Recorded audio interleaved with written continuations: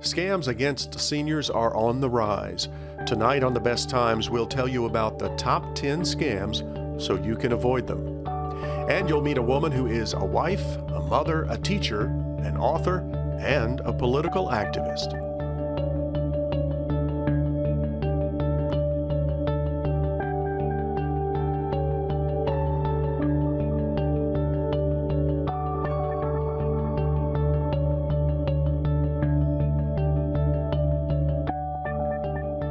Funding for The Best Times is provided by the Plow Foundation, striving to do the greatest good by helping the greatest number of people since 1964. Additional funding is provided by the members of WKNO. Thank you.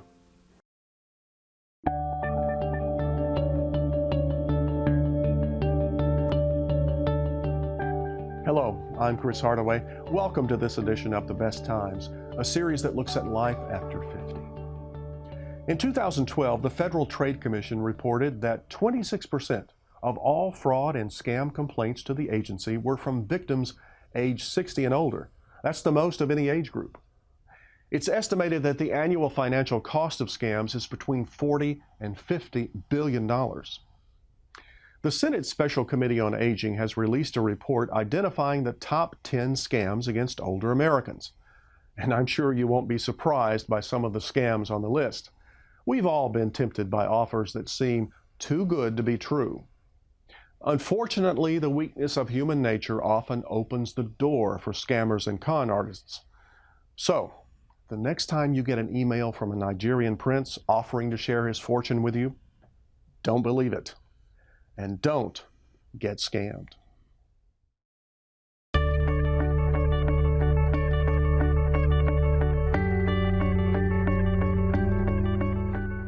Before we begin to talk about some of these scams that have been listed on this Senate Committee report on aging, one other thing struck me when I was reading that report, and that is the fact that last year, 2016, the fraud hotline reported more than twice as many phone calls as they received in 2015. So are scams becoming more prevalent, and why? I think there's probably good news and bad news. The bad news is yes, there are more than enough scams. The internet has made them ever more prevalent. The good news is that because of the efforts of the Senate Committee on Aging and the Better Business Bureau and other law enforcement agencies, people are reporting scams more. Let's take the IRS scam, number one on the list. Right. What is the scam, and most importantly, how do you avoid it? Also number one on the Better Business Bureau's list of the top scams for the past 2 years. And the basic scam is somebody gets a call and the caller says, I'm with the IRS and you're past due on your taxes and you need to make immediate payment arrangements, and if you don't, something dire is going to happen. The vast majority of people know better, don't fall for it, but the scammers rely on a certain number of people to let their emotions get out in front of their common sense, and people end up paying who may not owe back taxes. And interesting, what's happening these days is the crooks are asking them in many cases to pay using iTunes gift cards, Apple iTunes gift cards. They tell them, go buy iTunes the gift cards, and all they have to do is give the crooks the number on the card. Don't even need to give them the card, and they can loot the funds on them, and away they go. You'd like to think people would stop and say, why is the IRS asking me to pay money, pay taxes using iTunes gift cards? But again, far too many people do it. Well, that's important. You've got to ask that question. Yeah. Let's talk about number two, which surprised me that the sweepstakes scam is that high up on the list, because that's an old scam. Been around forever, but it appeals to people's instincts that maybe I really did win something. One of the most common names we hear is that people supposedly won the Publishers Clearinghouse sweepstakes, and they won not only a lot of money, $1 million, $2 million, whatever the amount is, they also won a Mercedes. For some reason, that's always thrown in there. We had a case a few years ago, a Bartlett fellow, a retired school teacher, smart person, well-educated person, got one of these calls, told he'd won something, and over a period of time, they kept coming back to him for more and more money until eventually he had wired him, in that case, $38,000. Unbelievable. Now, are the sweepstakes scams still coming in the mail? like old time. They come in the mail, they come the telephone. Interestingly, and the same committee held a hearing on them a few years ago. Many of the calls have historically originated in Jamaica. It's a cottage industry in Jamaica. And in fact, the committee found at one time that Jamaican crooks were making 30,000 phone calls a day into the United States, primarily to seniors, and that they were taking somewhere around $300 million a year. Now, there's some good news there is that international law enforcement authorities and Jamaican authorities have kind of cracked down on some of those people, as they have, by the way, the IRS scam. Late last year, authorities in India busted 14 call centers in India that were making these phone calls. Our number of reports of that scam plummeted, although they'll start coming back up. And you make a good point, because it's true that a lot of these scams, especially the phone scams, the email scams, they're offshore somewhere. That's right. And that makes it, does it not, even harder to find and prosecute the scammers? Makes it real hard. And again, sometimes they're able to, but yeah, they're overseas, and they're kind of like these spy movies. You see, the message maybe originates in one country and bounces to a computer in another country and whatever, and you just don't know quite where they are. But India seems to be a hotbed, unfortunately. A lot of them originate from Russia and China. Let's talk about number 3 on the list, which everybody hates this, robocalls. Yep. I've gotten today a call that about to sell me an extended warranty on one of my cars, and I'm going to get a free security system if all I have to do is, I guess, put a sign in my yard, and they're going to give me a great deal. And the system, I don't know the full terms because I don't string them out as much as I used to, but the calls still come, even if you're on the do not call list. And of course, if you're on the do not call list and you get those sorts of calls, that's a red flag right away. It's a scam. But the other thing that makes those things so tricky is they can spoof, is the term, spoof the phone number to make it look like it's local, or to make it look like if it's an IRS phone call or purported IRS phone call, they can put a 202 area code, makes it look like it's coming from Washington, D.C. We've had people say they've gotten these calls and the number on their caller ID is their own phone number. And they get curious and they pick it up, and of course that's the first thing that as soon as you pick it up, you're should be vulnerable. A dead giveaway. Should be, but not always, I guess. But you know, one of the other keys on these robocalls is many of them say push 1 to hear the offer, push 2 to get taken off our list. Don't ever push 2, because in many cases they're just automatically dialing numbers. They don't even necessarily know they have a good number, but you push 2. They know they got a good number, you'll start getting more and more phone calls. This is why I took out my landline. I'll tell you that. 4 on the list, computer-based scams. Now, you said you have someone that was taken in by a text scam. I had a friend call me just a few weeks ago. She was at her computer, and all of a sudden she gets a message. Sometimes they're phone calls. Sometimes we're able to get into your computer. Perhaps you've opened an email you shouldn't have and downloaded some malware or whatever, but you get a call or a message that says there's a problem with your computer. They claim to be, the callers may say, we're from Microsoft or we're from Dell, and we're going to help you. And of course, they want you to give them access to your computer. If you do that, they'll download malware that'll make matters even worse. And/or they want to charge you something to fix your computer. Microsoft has estimated that over 3 million people are victimized by that scam every year, and that it has a higher rate of incidence of people falling for it than the IRS scam. Far more people get calls on the IRS scam, not as many fall for it. This tech support scam, far more people fall for it because they figure if I'm getting a call and somebody's on my computer, maybe it really is Microsoft. Now, next on the list was elder financial abuse, which is that's a subject unto itself. But I want to go down to the grandparent scam because I have a personal story about this. But tell me about the grandparent scam. How does it work? Particularly insidious scam where people get a phone call from someone who claims to be a grandchild in trouble. Maybe they've been in an accident in a foreign country or something else has happened in a foreign country. They're supposedly in jail. Sometimes it may be someone claiming to be a law enforcement officer or their attorney calling, and they say, Grandma, Grandpa, I need money. Send me money to bail me out. And it's another case where most people don't fall for it, but enough do. It's a grandchild in trouble. Their emotions get out in front of their common sense, and they send money. There was a case just earlier this year. A woman in Charlotte, North Carolina, bought 52 iTunes gift cards at $500 each, total $26,000, gave the numbers to the crooks, and over a period of several days, and then ultimately found out that her grandchild was safe and sound at home. I had a very prominent local religious leader, named many of your viewers might recognize, I won't say it here, who called me last year saying he'd fallen for the scam to the tune of $1,800. My father got one of those calls. He was 91 at the time, and he kept talking with the person, not sure. He wasn't sure about the voice, which surprised me when we talked about it.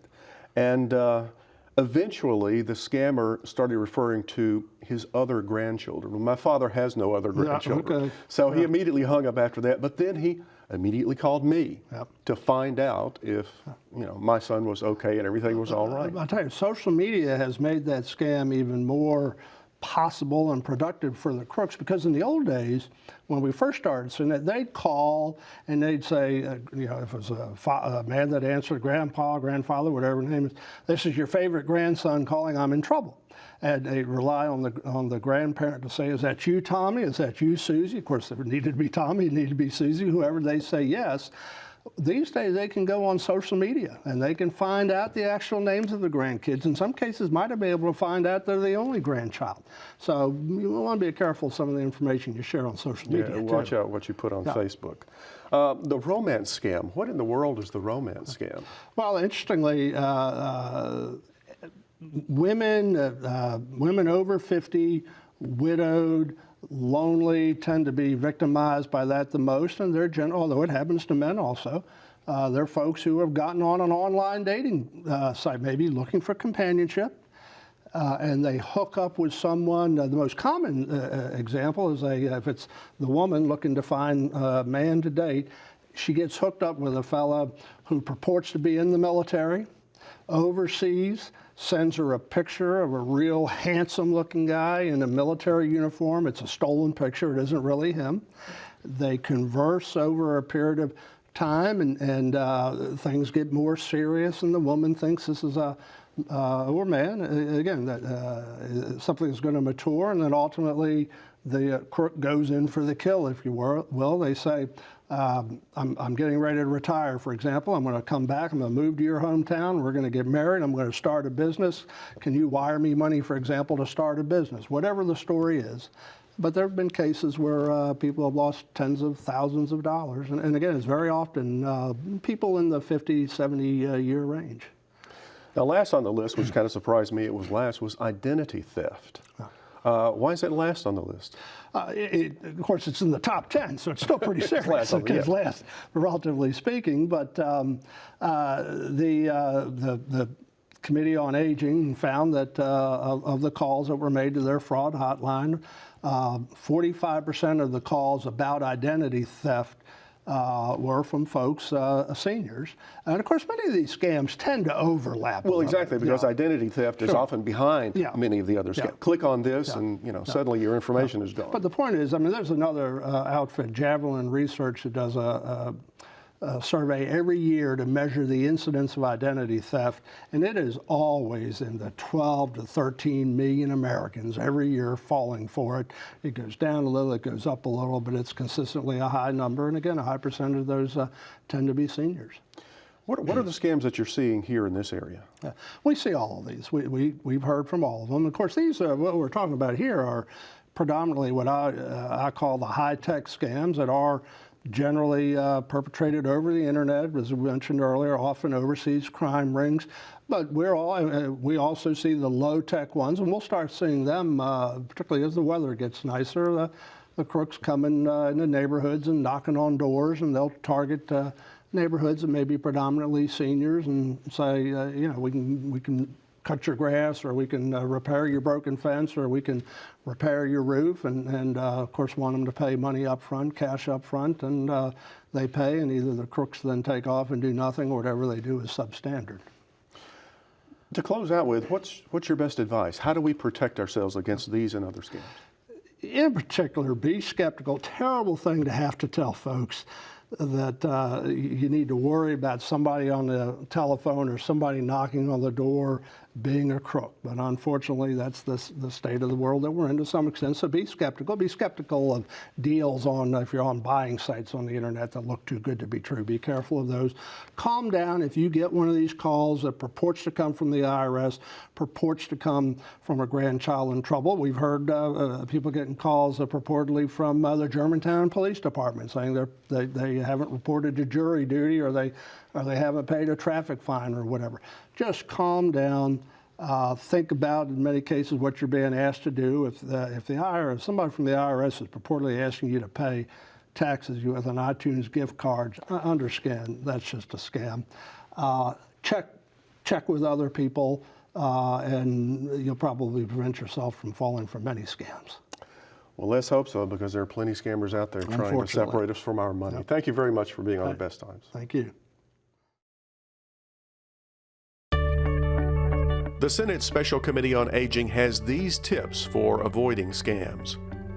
Con artists force you to make decisions fast and may threaten you. Con artists disguise their real numbers using fake caller IDs. Con artists sometimes pretend to be the government. Con artists try to get you to provide them personal information like your Social Security number or account numbers. Before giving out your credit card number or money, please ask a friend or family member about it. And beware of offers of free travel. If you have more questions or need to report a possible scam, contact the local Better Business Bureau or the U.S. Senate's Special Committee on Aging Fraud Hotline.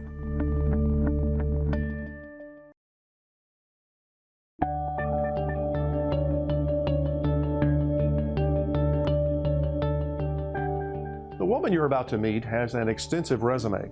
She received a doctorate in Romance languages from Johns Hopkins University. She has taught at 6 different colleges, including becoming the first African-American faculty member at Memphis State University. She's the author of 9 books and is currently writing her 10th. In the turbulent 60s, she was one of the leaders of the civil rights movement in Memphis, organizing boycotts, sit-ins, and protests, and marching for the cause alongside many of the movement's leaders. Somehow, she found time along the way to be a wife and mother. I'd like you to meet Miriam DeCosta-Willis, in her own words.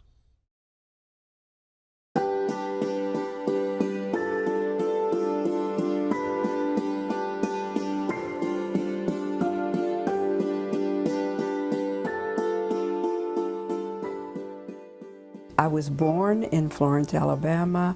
We then moved to Charleston, South Carolina, which was my father's home. We moved to Atlanta, Georgia, where my mother was completing her master's in social work. Then we moved to Philadelphia while my father was completing his PhD. Then we moved to Alabama, then to South Carolina, and all over the place. My great-grandfather, who was born a slave, ended up acquiring a lot of property, sent his 12 children, all of them to college, 3 of them to graduate school in the North, 2 of them became college presidents. So I always heard that education was extremely important. That was the means of acquiring mobility, social mobility, economic mobility, etc. So, you know, education was always something that I aspired to, no matter what the struggle was. I was probably 8 or 9 when we went to Montgomery, and we had just moved from Philadelphia, where my father was working on his PhD. When we came back, we were going to Dexter Avenue Baptist Church. I was going with a couple of my friends, and I got on the bus and I just plunked down in the front seat. And they told me, "Come on to the back, come on to the back." And I said, "No, what? I'm gonna sit up here." And they said, "No, you can't sit up there. Colored people can't sit up there." So I just reluctantly went to the back. And then I got home, and really this was the first time that I was hit with segregation. And my mother explained to me that black people were supposed to sit in the back, and white people were supposed to sit in the front. And I thought that was crazy. What happened was the administration of the schools was not desegregated. We made a list of demands. We didn't hear from the school board. They just dismissed us. So we got together with the ministers, with the lawyers, etc., and we said, we're going to have to up the ante. We're going to empty these schools. We're going to have boycotts on Monday. I stayed home from my teaching job at Memphis State. We organized, and we had probably 60,000 students to leave schools. And we went on every Monday for about 5 Mondays. We got the school board's attention. I heard him speak at that first church service that we went to, and he had the common touch, but yet he was articulate. He was eloquent when he spoke. It was like he had ideals up here, but yet he could speak to the common people. I mean, he was a very unusual person. I was home, and our kitchen was in the front, and I was cooking dinner, and the television was on, and they announced that Dr. King had been shot. And it just took my breath away. It was just like the world had come to an end. I mean, it was just one thing after another, one assassination. Malcolm X was assassinated, and then King, and it was just like, what next? What atrocity? While I was at Howard, I published my first book, Blacks in Hispanic Literature. And then when I moved back to Memphis, I organized the Memphis Black Writers Workshop. And the idea was that each of us would publish a book. Well, I ended up the only one publishing a book. My own books are probably about 9, and my book with others would total probably 14. Are you working on one right now? Yeah, I'm working on one. It's called Kith and Kin, and it's stories about my family.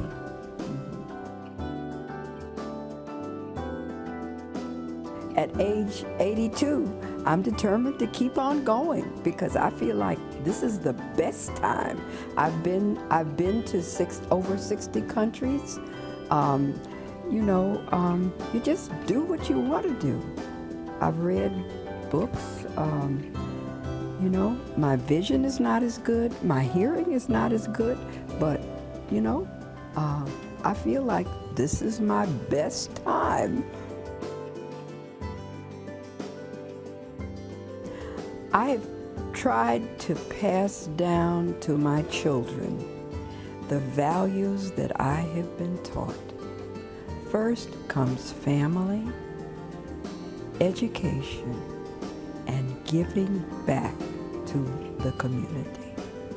And I am determined to pass those things down to my descendants, my 4 children, my 7 grandchildren, and my 3 great-grandchildren. and all of the students whom I have taught.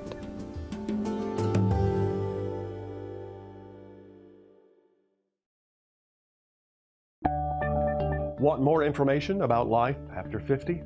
Go online to watch more shows and find more resources. And send us your feedback and story ideas to besttimes@wkno.org. That's all for this edition of The Best Times. Please join us next week for more stories about life after 50. Until then, I'm Cris Hardaway. Thanks for watching. Good night. Funding for The Best Times is provided by the Plow Foundation, striving to do the greatest good by helping the greatest number of people since 1964. Additional funding is provided by the members of WKNO. Thank you.